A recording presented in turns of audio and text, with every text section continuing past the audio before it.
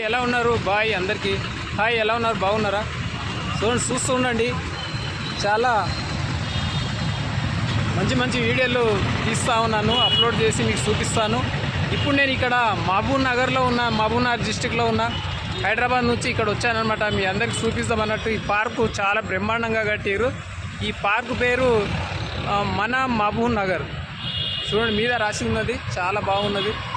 ప్రతి ఒక్కరు దేశం కోసము పోరాడిన వాళ్ళ ఫోటోలు కూడా పెట్టినారనమాట. ఎలా ఉంది పార్కు, బాగుందా, సూపరా?